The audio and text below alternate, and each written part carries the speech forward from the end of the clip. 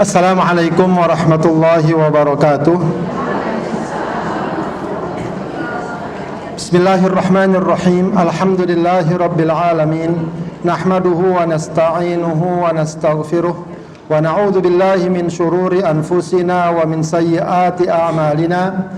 May yahdihillahu fala mudhillalah wa may yudlil fala hadiyalah. Ashhadu an la ilaha illallah wahdahu la syarikalah wa ashhadu anna Muhammadan abduhu wa rasuluhu la nabiyya ba'dah. Allahumma fasalli wa sallim wa barik ala sayyidina wa habibina wa syafi'ina wa maulana Muhammadin wa ala alihi wa ashabihi wa man tabi'ahum bi ihsanin ila yaumiddin, amma ba'du. Allahumma allimna ma yanfa'una wanfa'na bima 'allamtana. Allahumma zidna ilman nafi'a wa amalan mutaqabbala. Amin ya rabbal alamin. Ibu sekalian yang dimuliakan Allah Subhanahu wa taala, alhamdulillah pada pagi hari ini Allah pertemukan kita kembali dalam majlis ilmu ini. Mudah-mudahan majlis kita diberkahi dan diridhai Allah Subhanahu wa taala. Amin ya rabbal alamin. Baik, Ibu sekalian, seperti biasa sama-sama kita baca doa-doa kita.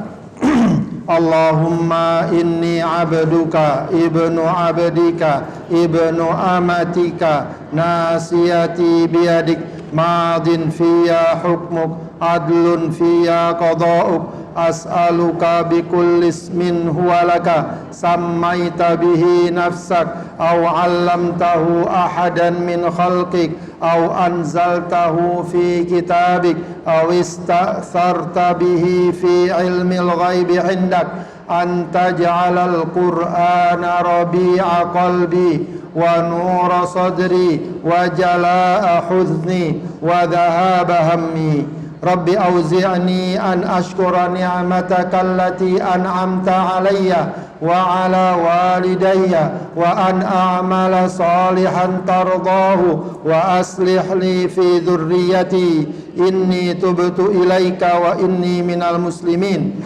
Allahumma kfini bihalalika an haramik wa aghnini bifadlika amman siwak. Allahumma inni as'aluka al-afiyah fid dunya wal akhirah. Allahumma inni as'aluka al-afwa wal afiyah fi dini wa dunyaya wa ahli wa mali. Allahumma astur awrati wa amin rawati. Allahumma ihfazni min bayni yadayya wa min khalfi wa an yamini wa an shimali wa min fawqi wa a'udzu bi'azamatika an ughtala min tahti. Allahumma ja'al fi qalbi nura wa fi basari nura wa fi sam'i nura wa an yamini nura wa an yasari nura wa fawqi nura wa tahti nura wa amami nura wa khalfi nura waj'al li nura. Amin ya rabbal alamin. Ibu sekalian, kita akan membahas pada pertemuan kali ini kajian tafsir tematik, ya, sesuai tema, ya, tidak melanjutkan atau tidak dahulu melanjutkan kajian surat Yusuf yang kemarin sedang kita bahas, ya. Kita akan membahas 2 ayat dalam surat Al-Baqarah, ya, yang berkaitan dengan masalah makanan, ya. Kita tentu sebagai makhluk hidup, sebagai manusia, hari-hari kita tidak lepas dari, ya, makan, ya. Karena itu dalam ajaran Islam, ya, perkara ini pun, ya, dijelaskan, ya, ketentuan-ketentuannya dan arahan-arahannya agar apa yang kita lakukan sesuai dengan panduan dan ajaran Allah. Dan tentu saja semua itu kebaikannya kembali kepada kita. Apa yang Allah perintahkan atau apa yang Allah larang, ya, maka di balik itu semua ada kebaikan dan kemaslahatan dalam kehidupan kita, baik di dunia maupun di akhirat. Baik Ibu sekalian, kita buka surat Al-Baqarah 172 dan 173. A'udzubillahi minasyaitonirrajim. Bismillahirrahmanirrahim. Ya ayyuhalladzina amanu kulu min thayyibati ma razaqnakum washkuru lillahi in kuntum iyyahu ta'budun.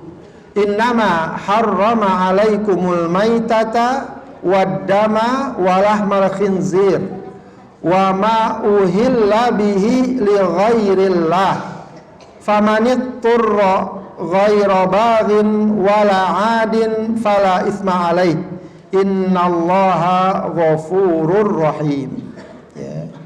Ya ayyuhalladzina amanu, wahai orang-orang yang beriman. Ya, sering saya sampaikan, ya, biasanya kalau sudah ada ayat ya ayyuhalladzina amanu, setelah itu ada apa, Bu? Perintah atau larangan. Jadi kalau sudah ada ayat dalam Al-Qur'an ya ayyuhalladzina amanu, biasanya atau selalunya sesudah itu akan ada perintah atau larangan. Makanya seorang sahabat mengatakan, kalau kalian sudah membaca atau mendengar ayat ya ayyuhalladzina amanu, maka pasang pendengaran baik-baik, perhatikan baik-baik, sebab di sana ada perintah yang harus kita laksanakan atau ada larangan yang harus kita tinggalkan. Dan ini pertanda apa? Pertanda orang yang beriman itu hidupnya harus selalu sesuai aturan. Ada aturannya, tidak semau-maunya. Apa yang ingin dia lakukan, dia lakukan. Apa yang ingin dia lihat, dia lihat. Apa yang ingin dia makan, dia makan. Tidak selalu begitu. Ya. Dia ingin melihat, ya diperhatikan dulu ini sesuatu yang boleh atau tidak. Dia ingin memakan sesuatu, dia perhatikan dulu ini boleh atau tidak. Ya, itu ciri orang yang beriman seperti itu.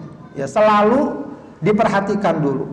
Kalau boleh, lanjutkan. Kalau tidak boleh, maka walaupun dia ingin, ada maunya atau dia tertarik, tetap dia tinggalkan. Karena itu ciri orang yang beriman. Ya. Itu juga pertanda apa? Bahwa orang yang beriman itu adalah orang yang hidup dengan keimanannya. Ya. Ciri orang yang hidup, Bapak Ibu sekalian, itu kalau dipanggil dengar nggak? Kalau orang mati dipanggil dengar nggak? Nggak dengar. Orang beriman itu adalah orang yang hidup. Makanya iman itu dalam Al-Quran kadang disebut dengan sesuatu yang hidup. Kalau kekufuran disebut dengan sesuatu yang mati atau al-maut. Ya. Kenapa? Karena mereka itu nggak peduli. Allah perintahkan ini, Allah larang itu nggak peduli. Tapi kalau orang beriman, karena dia hidup dengan keimanannya, maka dia merespon, bahasanya. Merespon ketika dipanggil, oh kita dipanggil. Ketika diperintahkan, oh berarti kita lakukan. Ketika dilarang, berarti kita tinggalkan. Itu ciri orang yang beriman. Ya ayyuhalladzina amanu kulu min thayyibati ma razaqnakum. Ya, ternyata ayat berikutnya adalah perintah. Apa perintahnya? Makan. Jadi makan aja kita diperintah. Ya. Padahal tanpa diperintah pun biasanya apa? Sudah makan. Makan mah sebenarnya nggak perlu diajak. Ya, orang udah sendirinya makan. Tapi karena kita beriman, ya, makanan yang kita makan hendaknya sesuai dengan apa yang Allah ajarkan. Apa? Kulu min thayyibati ma razaqnakum. Jadi bukan soal sekedar makannya, apa yang kita makan. Ya, apa yang diperintahkan Allah untuk kita makan? Min thayyibat. Ya, thayyibat. Ya, thayyibat jama dari thayyib. Ya. Para ulama umumnya mengartikan thayyibat di sini apa? Halalat. Makanan-makanan yang halal. Ya, makanan-makanan yang halal. Jadi makna thayyib ini kita udah terkenal banget sama Bang Thayyib. Ya. Sehingga kadang orang artikannya udah kesono aja.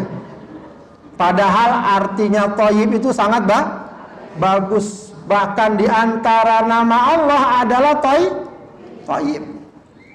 Ya. Apa hadisnya? Innallaha ta'ala thayyibun. Allah itu thayyib.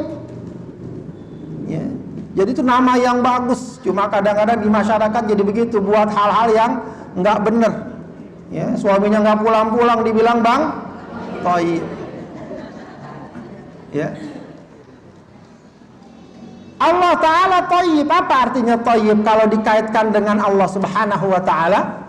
Para ulama mengatakan thayyib itu kalau dikaitkan dengan Allah adalah Allah Maha Suci, sempurna dari segala cacat dan kurang. Artinya Allah tidak cacat, tidak kurang. Allah Maha sempurna. Ya, dia hampir sama dengan mana Al-Quddus. Ya, Maha Suci, Maha sempurna. Itu thayyib. Amal kita pun ada yang disebut dengan amal thayyib. Tadi terusan hadisnya, innallaha ta'ala thayyibun la yaqbalu illa thayyiban. Allah Ta'ala itu thayyib dalam arti Allah Maha sempurna, tidak ada cacat, tidak ada kurang. Ya. Dan dia tidak menerima dari amal seorang hamba kecuali yang thayyib. Ya. Kalau amal thayyib dikaitkan dengan amal, apa maknanya? Maknanya adalah amal yang ikhlas dan amal yang benar. Amalnya ikhlas karena Allah dan benar, tidak melanggar ajaran Allah, sesuai aturan dan tuntunan. Nah, itu amal yang thayyib, atau dengan kata lain amal soleh. Jadi amal yang thayyib itu istilah lain dari amal soleh. Jadi kalau dikaitkan dengan Allah, maka thayyib artinya Allah Maha sempurna, tidak ada cacat, tidak ada kurang. Kalau dikaitkan dengan amal, Allah amal tersebut adalah amal yang ikhlas dan amal yang sesuai dengan panduan dan ajaran Rasulullah Shallallahu Alaihi Wasallam. Ya. Nah, kalau terkait makanan dibilang thayyib, apa maknanya? Yang dimaksud adalah makanan yang halal. Ya, maka ini menjadi patokan dan panduan setiap muslim untuk memperhatikan makanan yang dia makan. Ya, makanan yang dia makan agar sesuai dengan ajaran Allah Subhanahu wa Ta'ala, yaitu makanan-makanan yang halal. Makanan yang halal ya, itu ada dua macam. Ya, pertama adalah halal dari segi jenisnya, dan kedua halal dari segi cara mendapatkannya.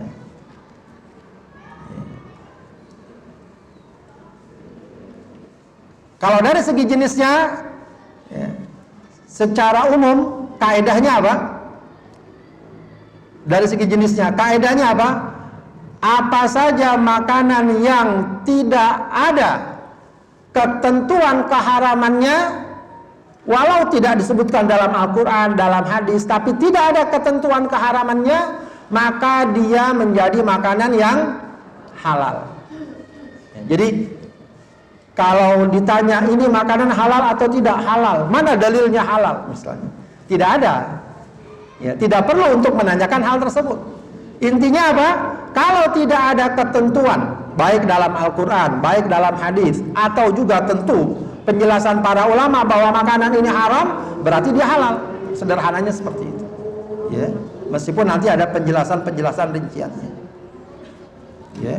Maka pertama itu pastikan, ya pastikan dulu. Yang paling penting berarti ini makanan haram atau enggak? Oh dia enggak haram, oh, berarti halal. Nah, tidak ada apakah ayat, apakah hadis, apakah pendapat para ulama bahwa dia haram, berarti dia halal. Walaupun tidak disebutkan dalam hadis, misalnya apa hukumnya makan lontong pagi-pagi? Ada nggak hadisnya? Nggak ada hadisnya hukum makan nasi uduk. Nggak ada. Ya nggak perlu kita tanya, oh karena nggak ada hadisnya saya nggak mau makan. Oh tidak ya.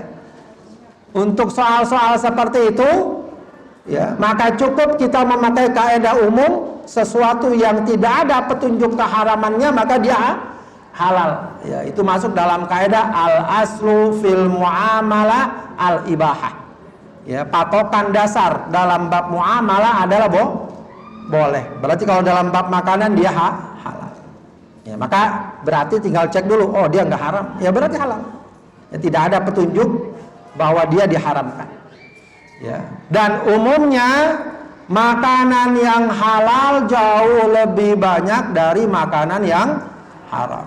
Ya, makanya orang kalau sampai ya tergoda atau tertarik dengan makanan yang haram, ya itu artinya dia memang senang ya menyimpang dari ajaran Allah. Kenapa? Yang halal banyak, kenapa pilih yang haram? Begitu ya. Kenapa pilih yang haram? Baik, itu dari jenisnya. Nah, yang kedua, makanan haram dari cara mendapatkannya. Nah, ini yang sebenarnya lebih luas jangkauannya. Ya, kalau dari segi jenisnya sedikit, makanannya halal, jenisnya halal, tapi cara mendapatkannya ya itu dilakukan dengan cara yang haram. Makanya ada yang menafsirkan kata-kata kulu, makan, ya ini juga ada yang menafsirkan bukan sekedar makan, ya, tapi juga maknanya apa namanya melakukan atau intifa, memanfaatkan sesuatu. Ya, tidak harus artinya makan. Ya, misalnya sesuatu nggak dimakan, tapi itu barang haram, atau mendapatkannya dengan cara yang haram. Ya, dia tetap diharamkan. Nah, ini yang sebenarnya ruang lingkupnya lebih banyak.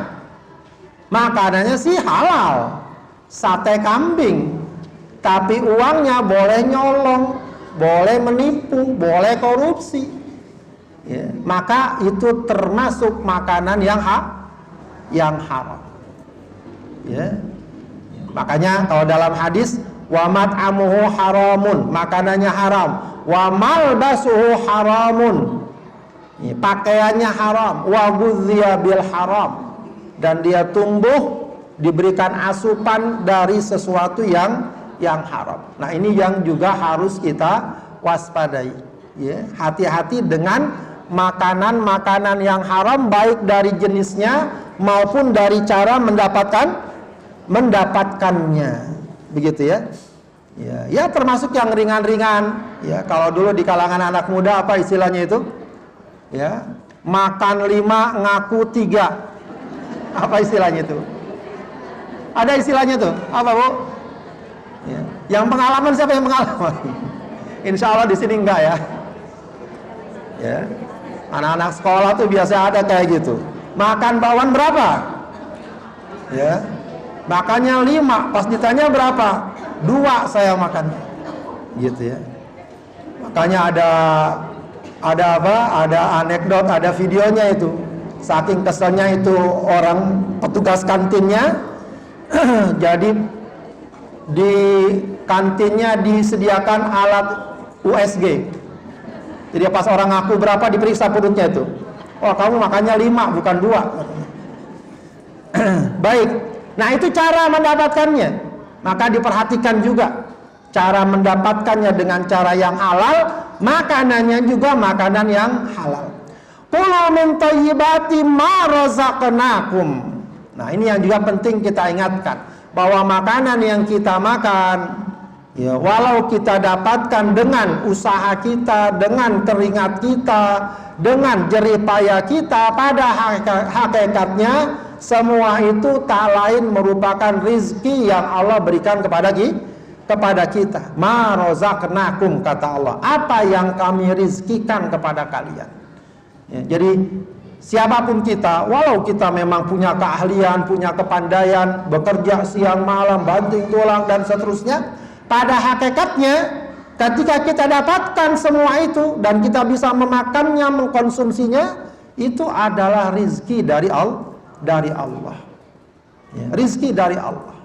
Sebab kebalikannya, walaupun seseorang punya kemampuan bekerja siang malam, kalau Allah tidak kasih rizki, tidak akan dia mendapatkan apa yang dia inginkan.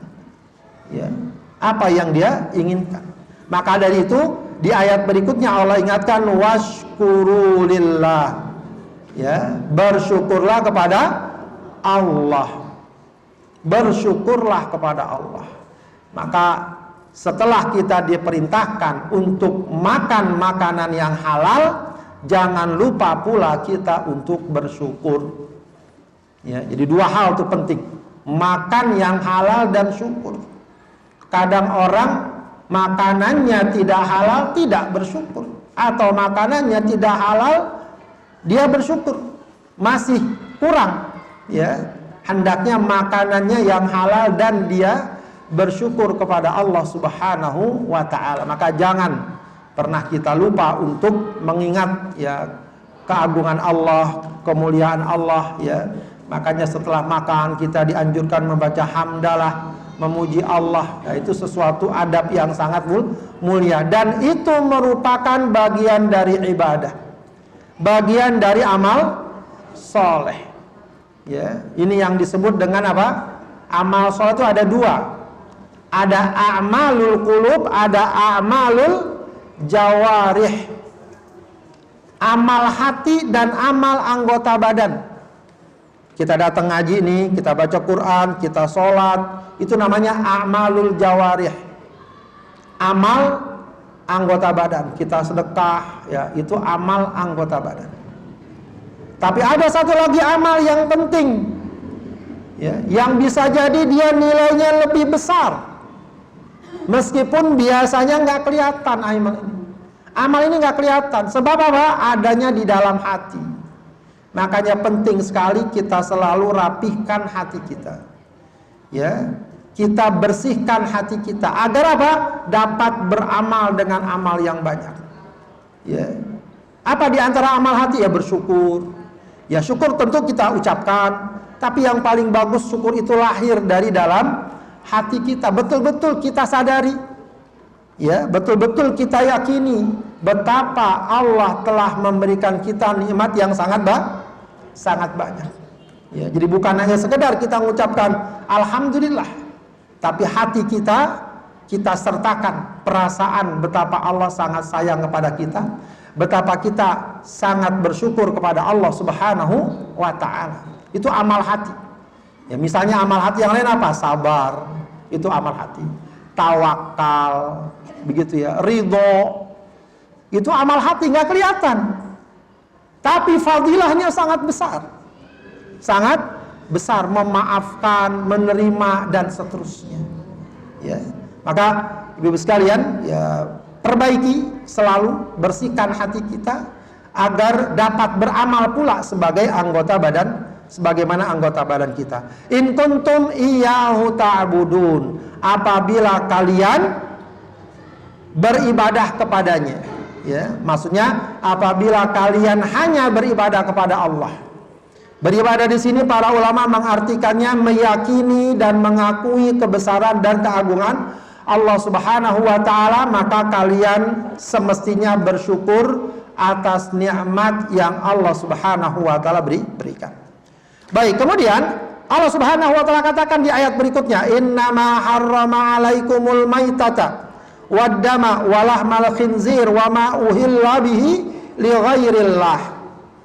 Ya, setelah ayat Allah perintahkan kita untuk makan makanan yang halal, Allah menjelaskan tentang beberapa contoh makanan yang haram. Ya. Nah, ini yang tadi kita sebutkan kaidahnya. Ya. Para ulama mengatakan, mengapa Allah setelah memerintahkan kita ya, untuk makan makanan yang halal, dia menjelaskan mana makanan yang haram. Kan mestinya kalau mungkin sesuai dengan alur pikiran kita, Allah perintahkan kita untuk makan makanan yang halal kan? Biasa kita akan tanya, makanan yang halal itu apa aja? Ya, kalau menurut logika kita, mestinya setelah itu dijelaskan makanan yang halal itu ini. Begitu ya. Tapi di ayat berikutnya, di ayat ini Allah tidak menjelaskan mana saja makanan yang halal. Tapi yang Allah jelaskan apa? Makanan yang haram. Nah, itu kata para ulama, maknanya apa? Maknanya adalah makanan yang haram itu lebih sedikit dari makanan yang halal. Ya. Maka kaedahnya, kalau tidak ada petunjuk yang kuat sebuah makanan apakah dia, atau jika tidak ada petunjuk makanan bahwa dia haram, maka artinya makanan tersebut halal. Makanya di ayat ini Allah jelaskan beberapa makanan yang diharamkan. Ya. Innama harrama alaikumul maitah. Ya. Sesungguhnya diharamkan kepada kalian al-maitah. Diharamkan di sini makna spesifiknya adalah aklah, diharamkan memakannya. Ya, diharamkan memakannya. Ya, tapi umumnya juga para ulama punya kaidah, sesuatu yang diharamkan untuk dimakan maka tidak dapat dimanfaatkan. Ya. Dia haram dimakan. Oh, saya nggak makan kok. Saya cuma jual doang. Tetap tidak dibolehkan. Sesuatu yang diharamkan untuk dimakan, dia tidak bisa dimanfaatkan. Ya, tidak bisa dimanfaatkan. Baik. Innama harrama alaikumul maitah. Sungguhnya, ya, diharamkan untuk kalian al-maitah. Apa Bu maitah, Bu? Bangkai. Apa itu bangkai? Ya, hewan mati. Bisa kita bilang apa? Bangkai apa? Hewan lah, setiap hari kita makan hewan mati. Ya. Ya. Jadi pemahaman bangkai di sini kita lepaskan dulu dari pemahaman yang umumnya kita pahami, bangkai hewan mati. Ya. Ya. Semua hewan yang kita makan, ayam, emangnya ayam yang kita makan ayam hidup? Ayam mati. Tiren Pak Ustadz, mati kemarin. Ya belum tentu bangkai juga.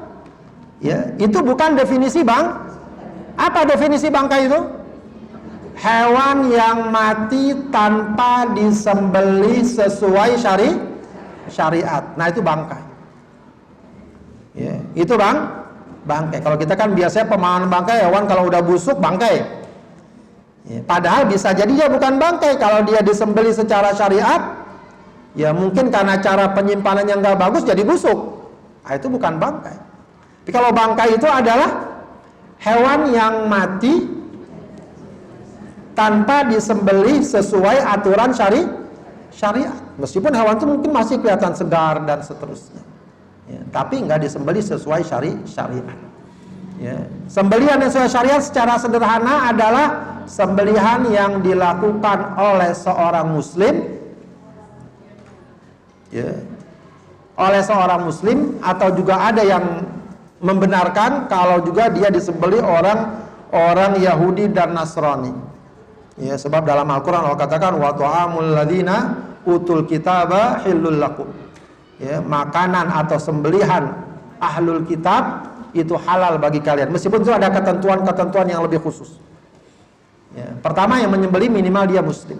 Ya, kalau bukan muslim, ya, kalau non muslim, ya lebih baik dihindari. Ya, kalau apalagi kalau bukan Kristen dan Yahudi, yaitu tidak halal sembelihan. Dan yang kedua, sembelihannya harus memutus dua saluran utama. Dua saluran utama, yaitu saluran makanan dan saluran pernapasan. Bahkan kalau sebagian ulama, kalau dalam mazhab Syafi'i juga termasuk dua saluran yang lain lagi, yaitu urat nadinya. Jadi memang harus hati-hati. Nggak cukup kalau cuma ditusuk doang, apalagi digetok, apalagi disetrum, itu bangkai semua. Kalau itu dilakukan, maka al-maitah itu diharamkan, bahkan juga dia disebut sebagai najis. Termasuk najis adalah bangkai. Dikecualikan memang sebagaimana kita ketahui, yaitu ikan dan belalang. Uhillat lana maitatani wadamani. Dihalalkan bagi kami dua jenis bangkai dan dua jenis darah. Yaitu kalau bangkai al-maitatani al-hutu wal jarod, ikan dan belalang. Kalau dua darah itu at-tihal, apalagi terus limpa dan hati gitu ya. Baik, itu bangkai. Maka diharamkan bagi kita untuk memakan bangkai, kecuali tadi ikan dan belalang, itu dibolehkan. Kemudian apalagi yang dilarang, diharamkan waddama, dan darah. Dalam ayat yang lain penjelasan lebih luas, daman masfuhan, darah yang mengalir, darah yang mengucur, daman masfuhan. Artinya kalau darah cuma sedikit atau masih ada sedikit bercak darah, kadang-kadang kita kalau makan ayam, mungkin entah karena kurang bersih atau bagaimana, suka ada sisa-sisa darah di antara selipan tulang atau dagingnya, itu nggak mengapa. Yang nggak boleh misalnya darahnya ditampung lalu diolah, diatur dan dimakan, itu diharamkan. Termasuk buat obat juga. Kadang-kadang ada orang merasa nggak apa-apa makan darah ular, itu buat obat. Kecuali kalau tidak ada pilihan lain dan obat itu dianggap mujarab. Tapi kalau masih ada pilihan lain, masih banyak. Kenapa minum darah ular? Iya, ini anak saya kudisan misalnya. Kudisan mah banyak obatnya, nggak perlu pakai darah ular. Dan semacamnya. Tidak boleh menggunakan darah atau mengkonsumsi darah, baik untuk makan biasa, untuk berobat, untuk keperluan ini, keperluan itu, sebab dia diharamkan. Dan darah juga termasuk benda najis, maka dia tidak dapat dimanfaatkan kecuali kalau ada kepentingan seperti transfusi darah dan semacamnya. Itu ada kemaslahatan yang tidak dapat dihindari. Kemudian berikutnya apa lagi? Walahmal khinzir, daging babi. Di sini memang disebutkan laham. Laham itu daging. Akan tetapi para ulama mengatakan menyebutkan daging bukan berarti yang lain boleh. Itu hanya menyebutkan, yang dimaksud hanyalah menyebutkan keumumannya saja. Umumnya yang dikonsumsi dari babi adalah dagingnya, tapi semua yang berkaitan dengan babi diharamkan.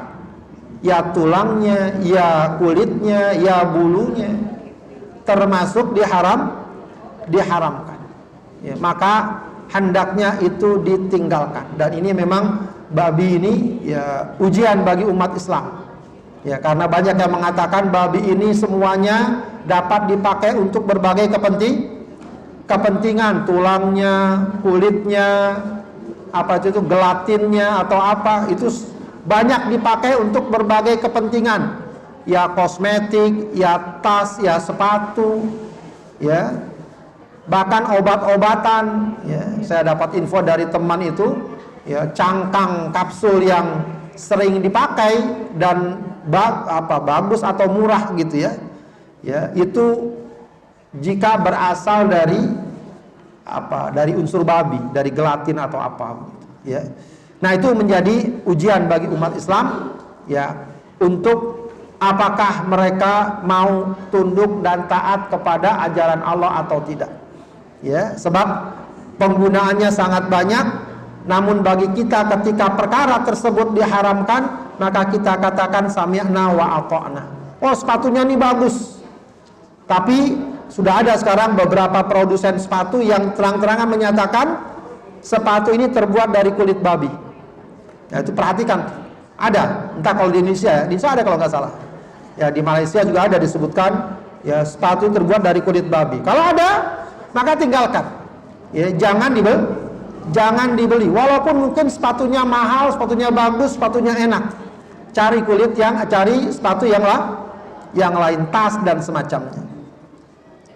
Baik, apalagi kemudian wa ma uhilla bihi li ghairillah. Dan juga termasuk yang dilarang dan diharamkan adalah apa yang disembelih untuk selain Allah, aidzu biha alasmi ghairihi. Ya, yaitu yang disembelih ya dengan menyebut nama selain Allah, ya. Nyembelih hewannya benar sapi. Bahkan pakai bismillah. Benar sembelihannya. Tapi niatnya ini sapi saya potong buat nyi blorong misalnya. Masih kenal kan nyi blorong, Bro? Kenal nyi blorong? Yang kenal berarti orang tua berarti. Sundel bolong atau apalah, Nyi Roro Kidul atau apa, dewa ini, dewa itu. Ya, untuk penunggu ini, untuk berhala itu. Nah, hewan seperti itu haram dimakan. Walaupun dia ayam, walaupun dia sapi, walaupun dia kambing, haram. Sebab apa? Ketika disembelih tidak atas nama Allah atau tidak untuk Allah Subhanahu wa taala, tapi untuk penunggu ini, penunggu itu dan semacamnya. Ya, maka itu termasuk hewan atau makanan yang diharamkan meskipun zatnya dia halal. Ya. Kemudian famanit turra ghaira baghi wala adin fala isma alaihi. Famanit turra ay aljathu darura ila akli syai'in mimma dzukir. Ya, jika seseorang terpaksa harus makan hewan tersebut. Terpaksa misalnya kelaparan, tidak ada pilihan lain, ya di negeri sekarang itu ya, di Gaza, sekarang lagi tambah di Sudan. Itu penduduknya banyak yang menderita, makanan tidak ada ya, sampai ada makanan mereka makan rerumputan, makanan untuk hewan mereka makan ya, nggak ada pilihan lain ya. Kalau misalnya yang ada adalah makanan-makanan yang diharamkan ya, maka masuk dalam ayat ini famanit turra. Termasuk misalnya ada orang dipaksa dijelil makan babi atau apa, dipaksa ghaira baghin. Ya, tapi catatannya ghaira baghin. Ya. Di antara penafsiran kalau dalam tafsir Jalalain di sini kharijin alal muslimin, dia bukan orang yang selama ini berontak atau keluar dari barisan kaum muslimin. Ya. Tapi ada juga penafsiran yang lain ghaira baghin artinya bukan mencari-cari. Ya, dia nggak niat, nggak pengen sebenarnya makanan yang haram seperti itu. Ya, makanan yang haram seperti itu. Jadi nggak dicari-cari. Kalau bahasa kita nggak nyari gara-gara, dia pengen makan babi misalnya, lalu dia bawa tuh babi, sepotong babi ke hutan, sampai nggak ada makanan sama sekali. Nah, sekarang saya boleh makan babi ini, kan nggak ada makanan. Itu namanya nyari-nyari, nyari-nyari alasan biar boleh. Ya, itu baghin. Ya, ini memang terpaksa, dia nggak sama sekali nggak pengen, cuma kondisi darurat dia harus makan. Dia harus makan agar hidupnya selamat, karena nyawa harus dipelihara. Wala adin. Apa? Dan tidak adin melampaui batas. Ya. Apa melampaui batas maksudnya? Kalaupun boleh dia makan secukupnya, seukuran dia bisa bertahan hidup. Bukan udah boleh dia makan sampai kenyang, pakai dibikin sop segala lagi. Secukupnya saja, sekedar dia bisa bertahan hidup. Wala adin, ya. Fala ithma alai. Kalau begitu keadaannya, dia terpaksa, dia nggak cari-cari, dia nggak melampaui batas, fala ithma alai, maka tidak ada dosa baginya. Fi aklihi, ya, untuk memakannya. Ini kenapa demikian? Kenapa boleh? Karena menjaga nyawa, menjaga keselamatan nyawa itu diutamakan, ya, daripada sekedar misalnya memakan yang diharamkan atau meninggalkan makanan yang haram. Ya, sebab kadang-kadang kondisinya seperti itu. Ya, jadi ada perbandingannya. Ya, ini memang haram, tapi resikonya kalau nggak makan ini orang mati. Maka menjaga nyawa itu diutamakan karena dia adalah merupakan nikmat dan kemaslahatan yang sangat besar dalam kehidupan seseorang. Innallaha ghafurur rahim. Sesungguhnya Allah Subhanahu wa taala ghafur, Maha Pengampun, rahimun, ya, pengampun bagi orang-orang yang ingin bertaubat, ingin kembali kepada Allah, rahimun, Maha Pengasih kepada orang-orang yang selalu taat kepadanya, ya, selalu berusaha untuk menjalankan ajaran dan perintahnya, walaupun kadang-kadang, ya, bisa jadi manusia orang tergelincir, orang khilaf, dia terpaksa, dia tidak dapat meninggalkan sesuatu yang diharamkan. Jadi ibu sekalian, ayat berikutnya ini memang menjelaskan bahwa inilah makanan-makanan yang diharamkan, yang menunjukkan bahwa perkara yang diharamkan itu sebenarnya jauh lebih sedikit daripada yang dihalalkan. Ya, kita lihat sekarang makanan begitu banyaknya. Ya, yang diharapkan ya sekitar itu saja, nggak berubah. Ya, bangkai, darah, daging babi, begitu ya. Kalau nanti penjelasan dalam hadis, ya, biasanya disebutkan semua makanan atau semua hewan yang kategorinya buas haram, hewan yang bertaring haram, hewan yang memiliki cakar haram. Udah, itu kaidah-kaidah umumnya. Ada beberapa ketentuan yang sifatnya khusus, ya, berdasarkan hadis Rasulullah, maka dia haram. Apa misalnya? Hewan yang berdasarkan hadis secara khusus dia haram. Katak itu termasuk diharamkan. Keledai juga termasuk yang diharamkan. Ya. Termasuk hewan-hewan yang menjijikkan, ya. Serangga-serangga itu tidak boleh dikonsumsi karena masuk kepada khaba'ith, kepada hewan-hewan yang menjijikkan atau yang buruk. Di samping biasanya hewan-hewan tersebut pun, ya, tidak layak dikonsumsi secara kesehatan. Ya, jadi sebenarnya perintah untuk makan makanan yang halal ini bukan cuma soal dosa atau pahala, tapi juga soal kesehatan.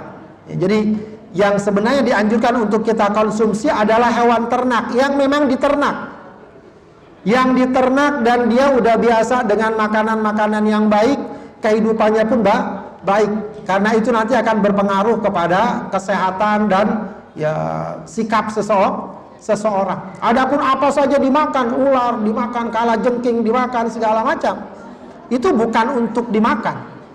Hewan-hewan seperti itu, di samping secara kesehatan, ya, sangat berbahaya. Makanya waktu COVID kemarin, ya, salah satu yang diduga penyebabnya berasal dari hewan yang sembarangan dimakan. Asalnya itu penyakit antar hewan, dari hewan ke hewan.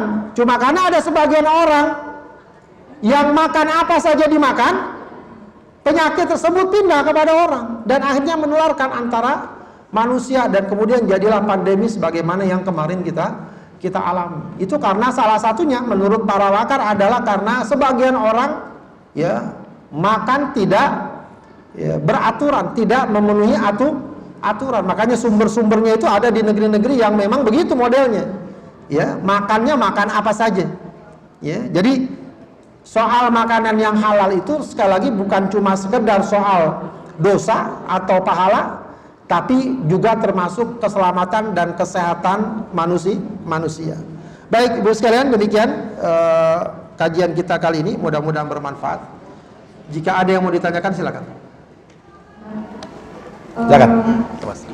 Apabila kita beli hewan misalnya ayam atau daging gitu di tukang sayur, kan kita nggak tahu itu halal atau nggak, dipotong berdasarkan syariat atau tidak, kan kita nggak tahu itu kalian. Itu bagaimana caranya supaya makanan itu menjadi halal? Terus kedua, apakah kepiting itu termasuk makanan yang halal? Baik, wallahu alam. Kalau memang kita nggak tahu, biasanya para ulama akan menyebutkan tergantung kita ada di mana. Kalau kita ada di negeri Islam, maka kita ambil keumumannya. Keumumannya hewan-hewan yang ada di negeri ini disembelih secara halal. Umumnya begitu, ya. Meskipun tentu kehati-hatian mungkin bagus kalau kita perhatikan. Misalnya kalau kita beli di supermarket atau apa, biasanya ada label halal, ya, ada sertifikat halalnya, itu kan kelihatan tuh label halalnya, ya. Baik yang impor atau yang lokal itu bisa. Atau kalau kita beli ke pasar langsung, ya kita carilah pedagang-pedagang yang ya kelihatan, biasa kadang-kadang Pak Haji atau orang ya Muslim atau apa, ya. Atau boleh kita tanya, nggak apa-apa kita tanya ini sembelihnya halal atau enggak, begitu ya. Secara umum nggak masalah. Ya kalau kita masuk, mohon maaf, ke warteg atau ke warung Padang segala macam, ayam udah dibakar, gimana kita tahu? Ya, tapi secara umum kita bisa memahami hal itu sebagai salah satu indikasi kehalalan makanan yang kita makan.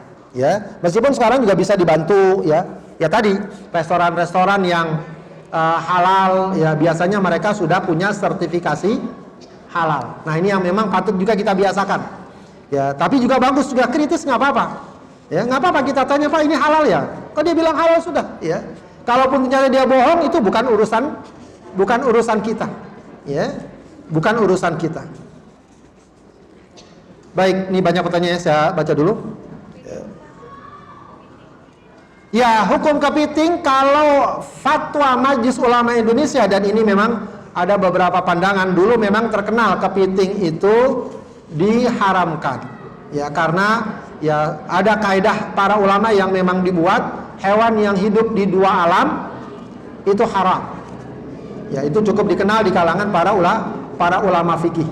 Ya, tapi ya belakangan diketahui bahwa kepiting itu lebih kuat sebagai hewan air. Artinya dia di darat memang bisa, tapi dia nggak bisa bertahan lama. Ya, artinya dia lebih kuat di air. Maksudnya dia lebih kuat sebagai binatang air. Maka kalau fatwa Majelis Ulama Indonesia, kepiting itu dihalalkan. Ya, mubah, dia dibolehkan. Wallahu a'lam. Kalaupun orang mau hati-hati, bagus saja. Ya, saya nggak mau makan kepiting ya, takut dia, apalagi kepiting yang biasa di kita ya. Kalau di beberapa tempat dia memang hewan laut ya, kayak rajungan begitu ya. Rajungan tuh murni laut dia. Ya, nggak ada dia di darat. Kalau yang kepiting yang sebagian besar dijual di tempat kita memang relatif masih agak gitu ya. Ada kemungkinan dia hewan darat, kemudian dia hewan air. Tapi kalau merujuk kepada fatwa Majelis Ulama Indonesia, sudah ada fatwanya itu, Ibu bisa searching di Google ya, bahwa MUI menyatakan bahwa kepiting dihalalkan karena dia termasuk hewan darat. Baik.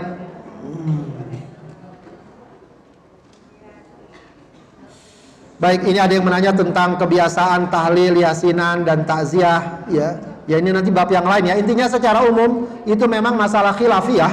Ya, ada yang mengatakan dianjurkan atau dibolehkan, ada yang mengatakan tidak. Paling tidak itu masalah khilafiyah. Masing-masing ada anjurannya atau ada pendapatnya.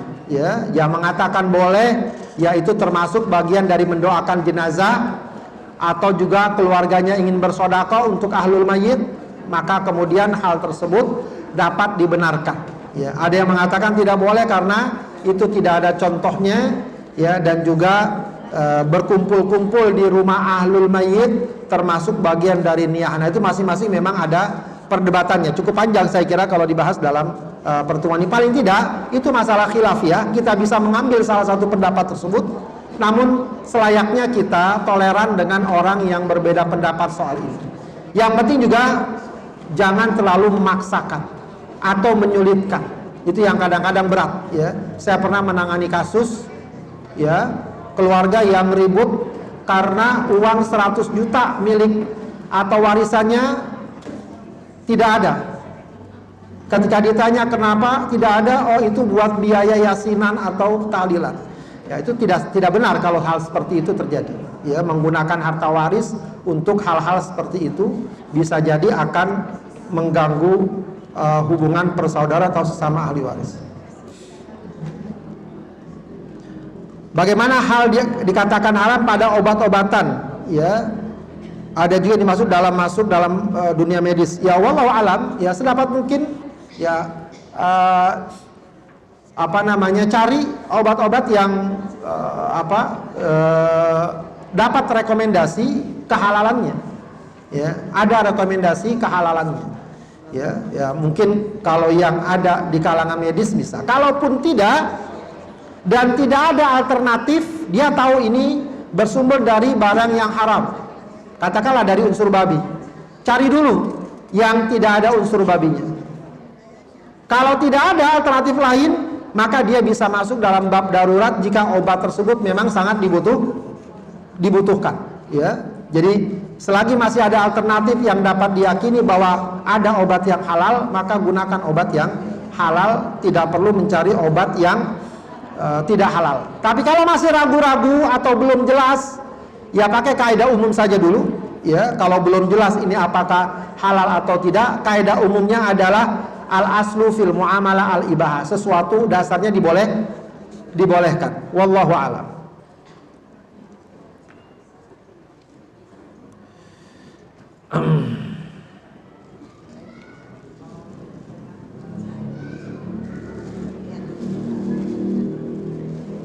Baik, ini terkait dengan baca salawat. Ada seorang sahabat, ya, mengadu pada Rasulullah untuk berzikir, lalu Rasulullah katakan membaca salawat ditambah lagi dan seterusnya. Secara umum bacaan-bacaan zikir, kalau apapun kita pilih boleh saja, apa saja, kecuali ada zikir yang dilakukan secara khusus di tempat yang khusus, maka sebaiknya kita membaca zikir tersebut.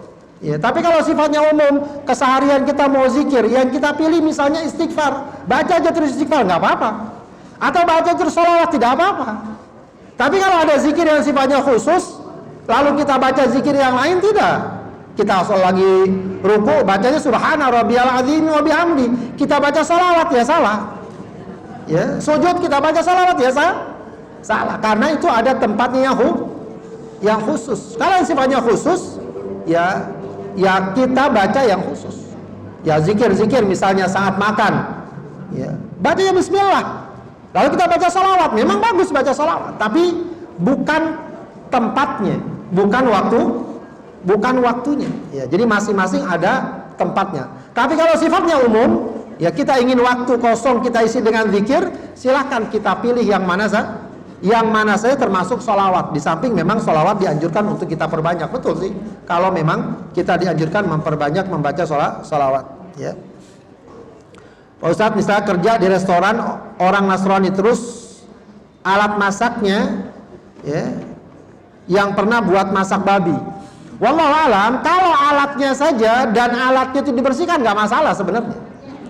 Alatnya udah dicuci, tidak masalah. Ada riwayat para sahabat mengadu sama Rasulullah, ya Rasulullah, boleh nggak kita makan di piring bekas orang musyrik? Boleh, tapi cuci dulu.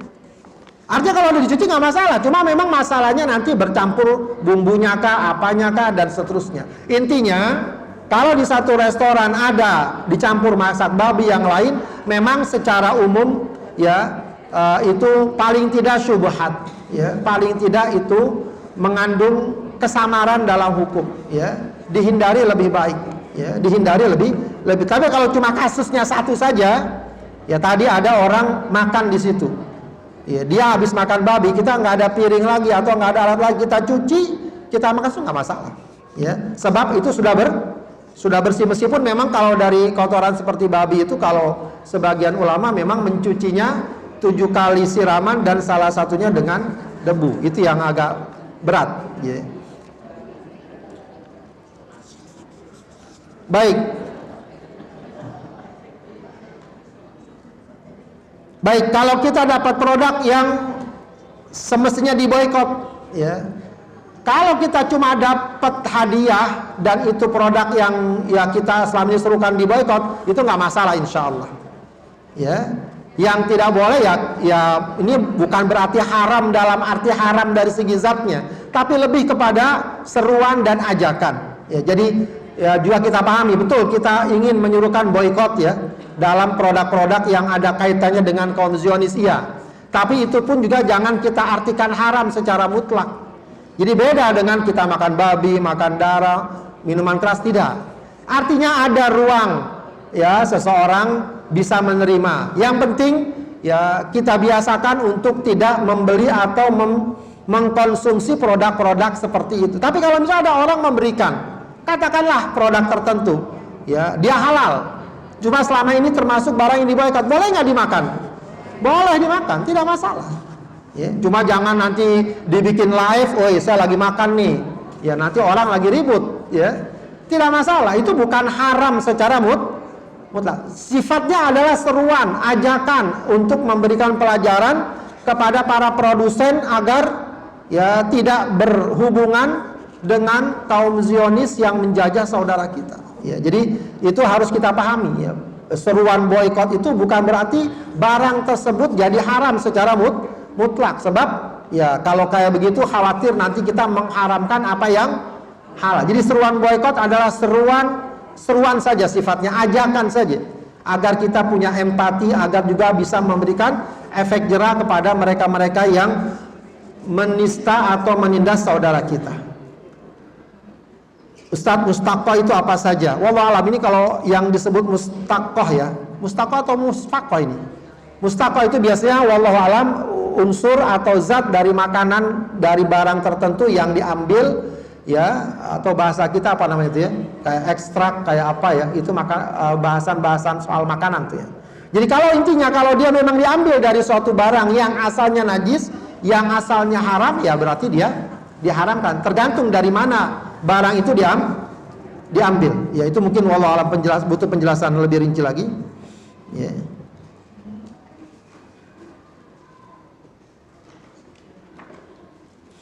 Baik, ini ada yang minta didoakan.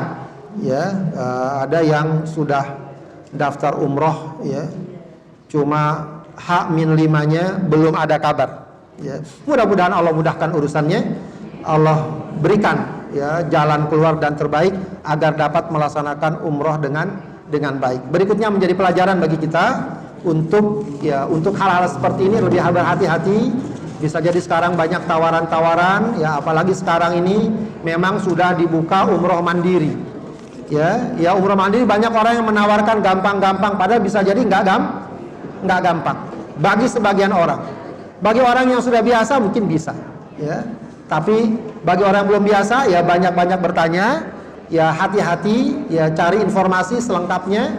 Jangan mudah tawaran begitu saja. Kalaupun ingin ikut kepada seseorang, kepada travel, cari travel yang sudah dikenal. Saya kira seperti di Depok seperti ini udah banyak travel yang dikenal. Ya, cari informasi yang baik soal itu sehingga bertanggung jawab. Wallahu a'lam.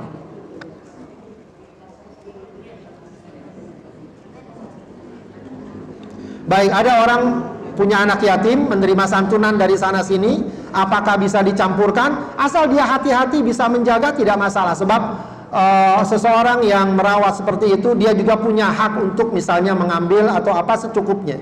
Meskipun kalau dia berhati-hati, ya kalau dia berhati-hati itu lebih baik. Ya, sebab Allah mengatakan kaitan orang yang merawat anak yatim, faman kana ghaniyan falyasta'fif wa man kana faqiran falyakul bil ma'ruf. Kalau dia orang kaya, maka hindari harta yang memang dikhususkan untuk anak yatim. Bagusnya kita nggak ikut campur. Usahakan itu semua untuk keperluan anak yatim. Tapi kalau kita sendiri butuh, ya kita mengelola mereka, biaya segala macam, ambil secukupnya yang sewajarnya. Jadi memang dilihat dulu kondisi kita. Kalau kita misalnya cukup, maka usahakan dipisahkan mana harta anak yatim, mana harta harta kita, dan itu lebih hati-hati dan lebih aman. Kalaupun kita memang tidak berkecukupan, ya tidak mengapa, secukupnya kita ambil juga untuk keperluan kita karena kita merawat mereka. Ibunda Nabi Isa apakah nanti di surga menikah? Secara yang menikah adalah kaumnya Nabi Muhammad. Wallahu alam, ini pertanyaan tidak terlalu penting sebenarnya. Menikah atau tidak menikah, insya Allah ya. Yang penting masuk surga dulu aja, ya. Jadi kalau udah masuk surga ngapain aja enak, insya Allah. Ya, saya nggak tahu juga tuh menikah atau tidak, ya. Ya, pokoknya sekarang masuk surga dulu, ya. Pokoknya kalau udah masuk surga semuanya enak. Ya, jadi nggak usah dibuat susah. Pak Ustadz, ntar gimana suami saya di surga banyak istrinya? Udah ntar pikirin nanti aja. Ya, jangan sekarang dipikirin. Ya, jadi bikin hati sesek ntar. Pokoknya di surga indah semuanya, nggak ada yang nggak indah. Ya. Baik, bagaimana makanan yang berasal dari daging halal, tapi kita tidak tahu cara menyembelihnya? Ini tadi ya. Artinya kalau ada di negeri Islam, ya. Para ulama mengatakan ambil keumumannya, insya Allah tidak masalah. Ya, biasanya kalau rumah-rumah pemotongan hewan itu sudah menerapkan standar halal, umumnya begitu. Tapi kalau ada di negeri non-Muslim, memang kedepankan kehati-hatian. Ya, termasuk di negeri kita ada beberapa daerah yang terkenal sebagai daerah non-Muslim. Nah, kalau kayak gitu kita harus lebih hati-hati. Ya, cari makanan, cari restoran dan seterusnya. Apalagi di luar negeri jelas non-Muslim, maka lebih hati-hati. Meskipun sekarang relatif di mana-mana, termasuk di negeri-negeri non-Muslim sekalipun, itu mereka sudah banyak yang mempraktekkan ya dan melaksanakan prinsip-prinsip kehalalan dalam penyembelihan. Bahkan lebih hati-hati bahkan. Ya, di Jepang, di Australia, ya, saya pernah ke sana juga. Itu banyak sudah makanan-makanan, sembelihan-sembelihan yang sudah memenuhi standar halal. Tapi tetap ya hati-hati dan waspada. Kalau di negeri-negeri seperti kita, ya maka kita ambil keumumannya, insya Allah tidak masalah. Agar kita juga tidak terlalu direpotkan dan memberatkan diri kita. Wallahu a'lam. Baik, demikian para ibu-ibu sekalian pelajaran kita pada pagi hari ini. Mudah-mudahan bermanfaat. Ya, semoga apa yang kita pelajari mendapatkan keberkahan dan ridho dari Allah Subhanahu wa taala, ya, dan juga kita mohon pada Allah kebaikan buat kita, buat keluarga kita, juga lagi-lagi saudara-saudara kita yang mungkin kurang sehat atau sakit atau kitanya yang sakit, semoga Allah berikan kesembuhan. Ya, yang wafat juga ini ada pesan juga dari salah jamaah kita yang pekan lalu ya, atau 2 pekan lalu ya, pekan lalu kurang lebih yang anaknya wafat ya, Ibu Sumi ya, semoga Allah berikan kesabaran dan juga anaknya Allah berikan ampunan dan limpahan rahmat dari Allah Subhanahu wa taala. Astaghfirullahaladzim, astaghfirullahaladzim, astaghfirullahaladzim. Hamdan yuwafi ni'amahu wa yukafi'u mazidah. Ya Rabbana wa ilahana lakal hamdu wa lakal syukru kama yanbaghi li jalali wajhika wa azimi sultanik. Allahumma salli ala Sayyidina Muhammad wa ala ali Sayyidina Muhammad. Rabbana taqabbal minna innaka antas sami'ul alim wa tub alaina innaka antat tawwabur rahim. Allahumma ya muqallibal qulub tsabbit qulubana ala dinik. Allahumma adkhilna mudkhala sidqin wa akhrijna مخرج صدق واجعلنا من لدنك سلطانا نصيرا اللهم أنزلنا منزلا مباركا وأنت خير المنزلين ربنا اغفر لنا ولوالدينا وارحمهما كما ربيانا صغارا ربنا هب لنا من أزواجنا وذرياتنا قرة أعين واجعلنا للمتقين إماما اللهم اشف مرضانا وارحم موتانا اللهم اشف مرضانا وارحم موتانا اللهم انصر إخواننا المسلمين في غزة اللهم انصر إخواننا المسلمين في فلسطين اللهم انصر إخواننا المسلمين في السودان اللهم أفرج عليهم صبرا وثبت أقدامهم ربنا آتنا في الدنيا حسنة وفي الآخرة حسنة وقنا عذاب النار سبحان ربك رب العزة عما يصفون وسلام على المرسلين والحمد لله رب العالمين